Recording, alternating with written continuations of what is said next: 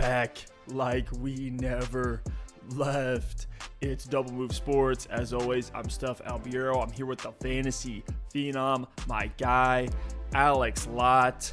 And we're going into week 13. The grind is real. The fantasy starts are getting grosser and grosser as the season goes on. Running backs, wide receivers, quarterbacks getting injured. They're piling up. It's getting crazy out here. We got a bye week with the Panthers, the Browns, the Packers, and the Titans this week. Got some fun matchups on Thursday night, Sunday night, and Monday night. But Alex, you ready to get into our starts of the week? Yeah, I'm hyped to jump into it. Last couple weeks of the regular season here. So, I mean, Steph and I were joking before we started recording, like the names on our starts of the week keep getting deeper and deeper and deeper every single week. And now that we do have 4 teams on bye in week 13 and a lot of injuries around the league, a lot of guys that are missing time, these are the weeks that are crucial. These are the names you got to be picking up, putting into your lineup when it makes sense, avoiding some of those landmines. And we're getting into some very interesting names today. Had some hits last week. Devonta Williams, Gronk, glad that led a bunch of you guys to some wins in week 12. Hoping to do the same thing here in week 13 so we can get into those playoffs and win those championships. But Steph, I'll kick it to you, starting at the quarterback position. Who do you got for week 13? So our starts of the week are guys that are not the chalk options. These aren't your set it and forget it names. These are a little bit deeper names. If you have questions, you can hit us up in our free Discord channel. Link to that in the description down below. But my quarterback start of the week is Teddy Bridgewater, our boy Teddy Two Gloves, out of Louisville. And it's really for one reason. It's that he's playing the Kansas City Chiefs. They're 29th against the quarterback position. I don't think that matters quite as much as more just the matchup itself. Any game with Patrick Mahomes on the other side of the ball has the potential to turn into a monster shootout. And Vegas agrees on this one. It's a solid 47.5 point over-under. Not crazy, like not 51 points, but not brutally low either. The Chiefs are favored by 10. I would not bet on the Chiefs to cover in this one, though, because Teddy Bridgewater has actually been in the top half of the league in almost every category this season. Right now, what's really interesting is that he's top 10 in air yards per attempt. Usually we think of Teddy Bridgewater as this conservative, almost like Drew Brees light from his time in New Orleans. Does not seem to be the case with Teddy Two Gloves anymore. Only 5 starting quarterbacks have a higher completion percentage than Teddy Bridgewater this year. So his high completion percentage and accuracy is maintained the same, and he's slinging the ball deeper downfield. He's top 5 as well in completion rate under pressure, top 10 in red zone attempts and red zone completions. You put all those metrics into one player, line them up against the Chiefs. It's a streaming matchup made in heaven in a game where Teddy's probably going to have to throw the ball, which is really his main fantasy weakness, is that volume at 31 pass attempts per game. I think that will take a bump up, and all the efficiency will create a fantasy point outing. I'm expecting 19 to 24 points in this one. Plugging in Teddy B off the waiver wire in those desperate situations. Yeah, I like the pick in this matchup. I mean, we'll see what happens with Teddy. Steph, I got to throw this out there. I'm looking at the odds right now for MVP.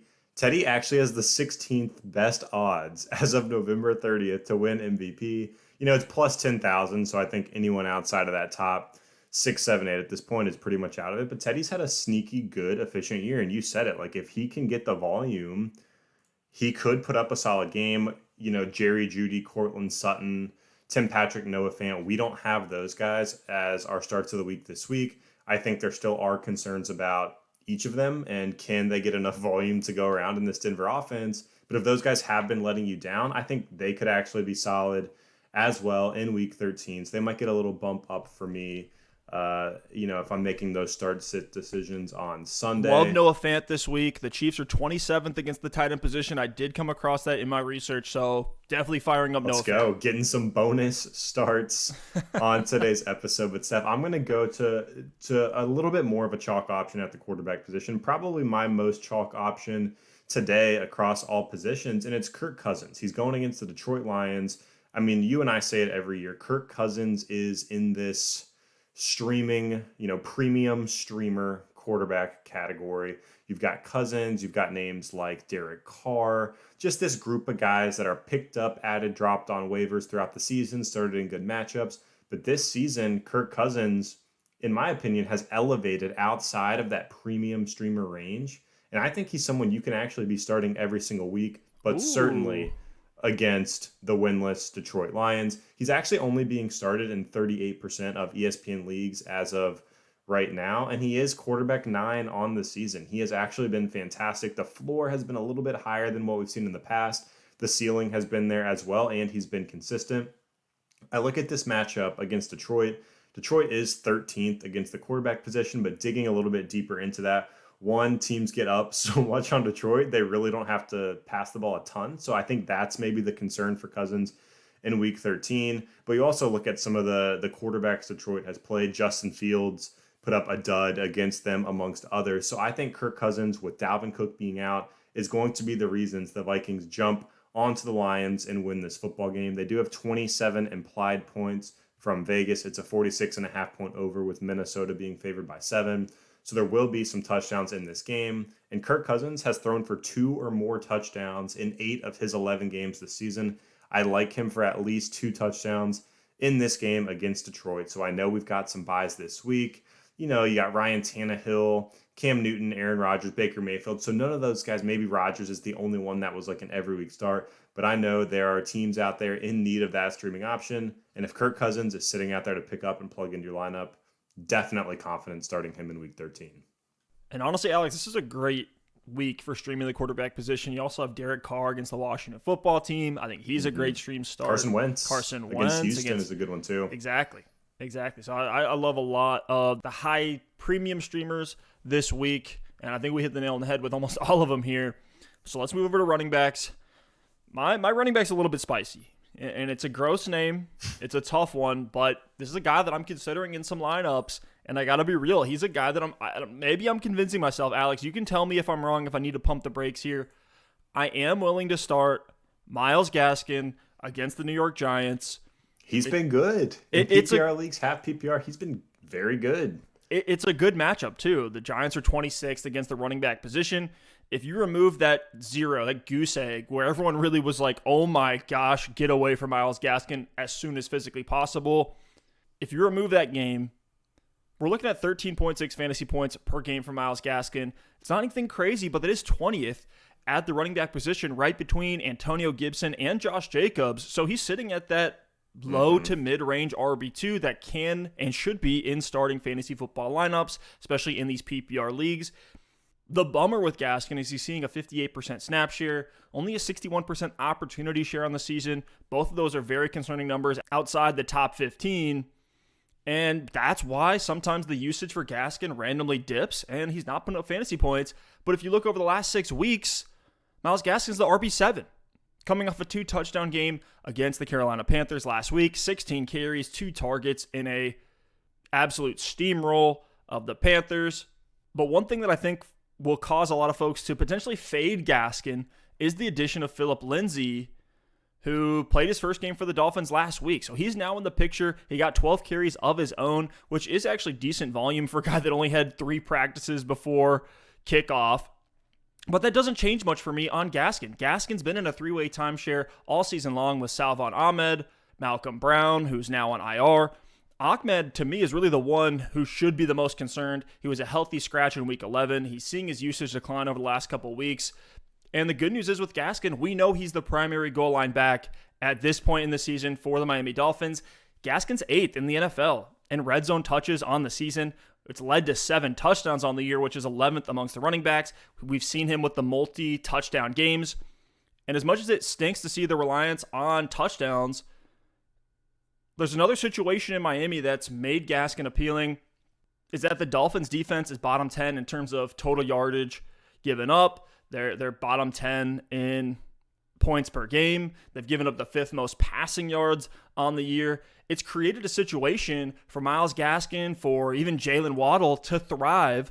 Gaskin is the primary pass-catching back. He's 5th in targets and receptions amongst running backs right now, even in a 3-headed backfield.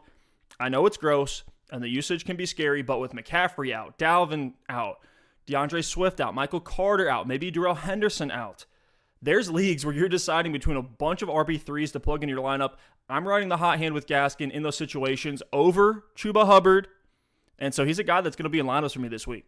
I like it. And yeah, I love what you said about The Dolphins defense kind of allowing Gaskin to thrive, really being relied upon in that passing game. I will say the Dolphins defense has gotten better, but with that, this whole team has gotten better. Gaskin, I know he had a couple good games with Jacoby Brissett, but Tua Tagovailoa has lifted this entire offense over the past couple of weeks, leading to more of these scoring. He looks better too. Yeah, leading to some of these scoring opportunities we're seeing for Gaskin. Led to 2 touchdowns in Week 12. I like to pick for Gaskin in Week 13. But Steph, before I get into my running back, I got to talk really quick about the best platform in daily fantasy sports. Go. It is FanDuel. With FanDuel, you get to draft a new team every single week. We're talking about starts of the week for Week 13. Maybe you don't have these guys on your roster. Maybe your roster is just amazing and you're well on your way to the playoffs and you want to sneak some of these deep names into a lineup and have to work a little bit with the salary cap and a budget. You can do that with FanDuel. All you do is put together an all-star lineup, stay under that salary cap, and for the Sunday full slate contests, you draft 1 quarterback, 2 running backs, 3 receivers, a tight end, a flex, and a defense. And right now, with the link in the description, you will receive a 20% match bonus for your deposit up to $500. So if you deposit $25, you will get $5 for free, which can get you into the Sunday Million, where the winner takes home a 6-figure cash prize. So don't miss out on FanDuel as we come down to the wire here at the end of the season. If you're on mobile, be sure to continue on the web when you're signing up. So download the app now and make sports even more exciting today. And with that, Steph, I'll go into a name I like a lot on FanDuel this week. It's Jamaal Williams against the Minnesota Vikings. And I need to check his value, but I'm sure he is going to be a great value for this game because DeAndre Swift is expected to miss. So Jamaal Williams is a deeper name, but the spot should be really, really strong for him in Week 13. We saw Swift go out early in that Thanksgiving Day matchup. And the rest of that game, Jamaal Williams ended up with 15 carries and 5 targets. So just tremendous volume for Jamaal Williams stepping in for DeAndre Swift. And I'm checking on Jamaal Williams' price now, only $6,500 on FanDuel, just to circle back to that. So a pretty good volume option against the Minnesota Vikings. And you look at this matchup as well. I know my start of the week was Kirk Cousins on the other side of the ball, but Minnesota is only 22nd in the league against running backs in fantasy football, giving up 25 points per game. So I think that's a spot where Jamaal Williams can step in and really do a lot. A lot of that's going to come through the passing game. We've seen him have success in that role. That was his primary role back in Green Bay. So he can be a 3-down workhorse. I do think Jermar Jefferson, I do think some other guys get involved in this backfield, but Williams is actually running for 4.2 yards per carry, which on this Lions team really isn't terrible so far this season. And he's caught 21 of his 23 targets. So he's been solid. He's been efficient. And for me, he provides a very safe floor in Week 13. So if you got caught holding the bag with Christian McCaffrey, maybe even you had Derrick Henry, or you have Aaron Jones, who's now on bye, or A.J. Dillon, who's been playing well on bye, and you didn't have the handcuffs for those guys, Jamaal Williams is someone I'm trying to scoop up if I can. If he's on waivers, go get him. If you can get him in a trade on the cheap just for a rental, if you need to win this week, go get Jamaal Williams, plug him in that RB spot, and get yourself that high floor. And if he scores a touchdown, the upside is there as well. The one thing we've seen this season in Detroit for Jamaal Williams is that when his routes go up, his targets go up directly in line with that. He started the year running a lot of routes, was seeing 9 targets in Week 1. After that kind of trickled down, they started favoring DeAndre Swift in the passing game. But we saw that script flip right away when Swift went out. So I'm with you on Jamaal Williams, especially in PPR, half-point PPR formats. Think he's a good bet for a touchdown as well. But let's jump over to the wide receiver position.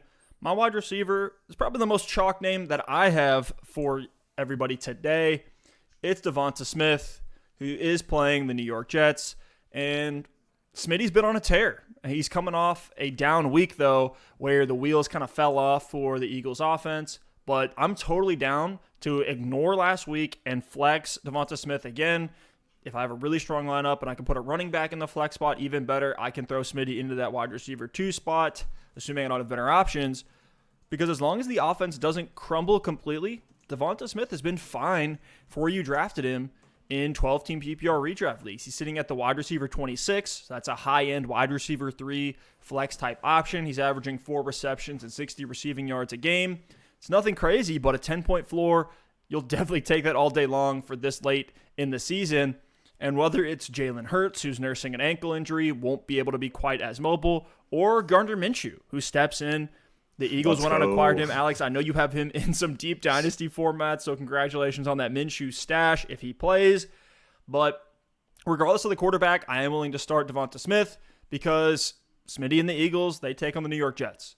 And Devonta Smith has felt like one of the most boom-bust wide receivers all year long, but he is the Eagles wide receiver one. Make no mistake about that. He leads the team in targets with 6.5 per game. But what makes him a prime upside flex option this week, if you look at his resume over the course of the year, it's his air yards.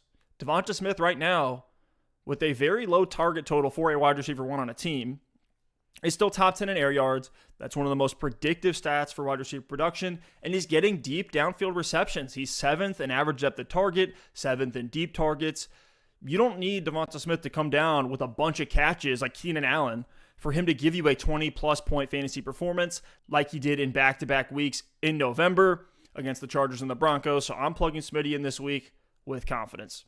I love it. And at first, I did have some questions. I was like, dang, like, if Jalen Hurts misses, I don't know about this pick, but the more I think about it, like if I'm not saying Gardner Minshew is a better player than Jalen Hurts, I'm also not saying he's not. But if it's Minshew, I might like Devonta Smith more in this matchup. You think about Jalen Hurts taking, over 10 rushing attempts per game. A lot of those were originally pass plays. They weren't all designed runs. That's just bringing the volume for this offense down more and more and more every single time he takes off and runs the ball. At least, the ability for Smitty to get these targets. For Dallas Goedert, we haven't seen Jalen Reagor do anything. It's just because there's not a lot of a good volume to go around. So it's Gardner Minshew, and it's a good matchup, and he's going to be looking to pass first, something Jalen Hurts doesn't always do.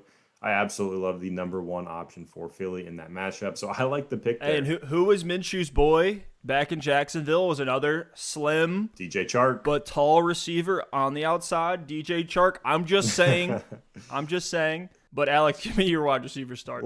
I'm gonna take one from you, Steph. You had Brandon Aiyuk last week. He was okay. Didn't quite get the volume we wanted to see, but he saved you with a couple of big plays in that game against Minnesota last week. But I'm going to go Brandon Aiyuk this week against the Seattle Seahawks. You'll start to see a theme with my starts of the week. A lot of guys that are filling in for players that are hurt. And we're at that point in the season where you have to be looking at these names and decide which ones are worth starting, because not every backup is worth starting. I got burned in a deep league by Tony Jones Jr. last week, filling in for the Saints. It was a volume play, tough matchup. He got 16 carries. It didn't work out. So just vacated volume doesn't always mean opportunity for fantasy football. So that's why we're navigating, sifting through these fill-in names that you're not as familiar with to figure out if they are worth putting in your lineup or not. Because at the end of the day, talent still matters in the NFL. So Brandon Aiyuk with Debo set to miss time. Aiyuk is going to have a huge opportunity, and he's safe because we've seen it from him in the past. Not only the talent, but the volume. And finally, this season, we're seeing every single metric trend in the right direction for Brandon Aiyuk. In the last 5 weeks, he's played 88% of snaps or more in every single game. 6.5 targets per game in those last 5 weeks. And in those same last 5 weeks, he is the wide receiver 14 nice. PPR fantasy points per game. So Brandon Aiyuk is finally stepping up, living up to the expectations for where he was drafted, in this smaller sample size of the back half of the season and this stretch that they've had after the bye week. So in this game against Seattle, where you face a beatable Seattle secondary, 19th against opposing wide receivers in fantasy, I expect somewhere between 7 and 10 targets from Brandon Aiyuk in this game. And with his ability, with yards after the catch with the ball in his hands, I think 7 to 10 targets for Aiyuk, from a fairly accurate quarterback in Jimmy Garoppolo should be more than enough to give him a very, very solid fantasy football performance in a big division matchup out in the NFC West. Stealing my pick. Maybe I was a week early on Aiyuk, but he didn't kill you with that 12-point floor, and you won people weeks with your Devonta Williams pick. So hopefully this is, I think so, the start at the wide receiver position, the marquee start, because we saw it happen last year when Debo was out. Aiyuk stepped up. Kittle is kind of having a down year, so this could be the Aiyuk game against the Seahawks. But let's talk about tight ends. It always gets gross when we talk about tight ends. And we had some questions about my tight end start of the week. Last week, people saying, should I plug him in? Should I put him in over TJ Hawkinson, who's had some really poor performances over the season? I said, pump the brakes. Don't plug him in yet. Let's see how he looks off the injury. Thought he might be on a little bit of a snap count, which he was. It's Logan Thomas for the Washington football team, who plays the Las Vegas Raiders this week. The Raiders are 31st against the tight end position out of 32 teams. And Logan Thomas in his first game back from IR against the Seattle Seahawks, 79% snap share, which is actually low for him. Typically, he's on the field in every offensive situation, 100% snap share. But even with the limited snaps, Logan Thomas still saw 6 targets, caught 3 for 31. I think in this game against the Raiders, he's a great bet to score a touchdown. He scored in 2 out of the 3 games before the injury. And there's a surprisingly high 49.5 point over-under in this game. It kind of seems gross, but this one actually might turn into a Derek Carr, Taylor Heineke shootout. And if you lost Darren Waller on the other side of the ball, or listened to us for the last 2 weeks, been streaming Pat Freiermuth, put this 30-year-old former quarterback Logan Thomas into your lineup. I love it. And last week against Seattle, he had a touchdown at the end of that game that was overturned into an incomplete pass. So he was just, inches away from 4 for 35 and a touchdown in that game. So I like the pick against the Raiders. You mentioned, if you lost Waller, you're kind of scrambling at the tight end spot. And that transitions me right into my start of the week. It's deep. If you don't know who this guy is, love it. I'll tell you. It's Foster Moreau against the Washington football team. Foster Moreau is the backup tight end for the Raiders behind Darren Waller. And let me be clear, this isn't like a chalk, oh my gosh, I lost Waller, I'm rushing to the waiver wire to get Moreau. Full transparency, I'd rather start Logan Thomas. We've just seen a more of a track record from Logan Thomas putting up these performances. I like the snap share he got last week. He looked okay in his return from IR. So I would prefer some of those premium streaming options. But if you're in a deeper league or everyone's rostering multiple tight ends, there's bye weeks, you can do a lot worse than Foster Moreau. He should have a big opportunity this week. And this is assuming Darren Waller is out. They're saying Waller is week to week at the time of this recording. So I'm expecting him to miss this week. And if he does, you can plug in Foster Moreau, because listen to this. This blew me away when I was digging in. Is this guy going to be legit with Waller out? I just don't really know if it's a 1-for-1 swap. But Foster Moreau usually hovers somewhere between 30 and 50% of the snaps as the backup tight end. Waller missed 1 game earlier this season. Foster Moreau played 100% of snaps in that game. He turned it into 6 catches for 60 yards and a touchdown. And he's a good player. We've seen him in the past, even as Waller's backup, score touchdowns, make really, really good contested catches. So he is a good player. He can catch the football. He is athletic. And with 100% of snaps, he's going to get some action in this game against Washington. You mentioned it. It's a high over-under at 49.5 points. Washington is in the bottom half against the tight end position. And Foster Moreau gets to catch passes from the NFL leader in passing yards, Derek Carr. Wow. Riddle me that here heading into week 13. Derek Carr leading the NFL in passing yards. He's going to need some targets. It can't all go to Hunter Renfrow and Deshaun Jackson. Moreau, to me, is a pretty safe bet for 40 or 50 yards in this game. It's a desperation play. Don't roll him out there if you have other really strong options. But if you are desperate, I think you can roll out Foster Moreau in week 13, and he can be a late season hero for your roster. Love it. Love that spot start there. We're definitely going to be hearing some questions about him in our Discord channel. Again, if y'all want to join the conversation with us, hit that link down below. We appreciate y'all listening and watching, and we'll see y'all next time. Peace.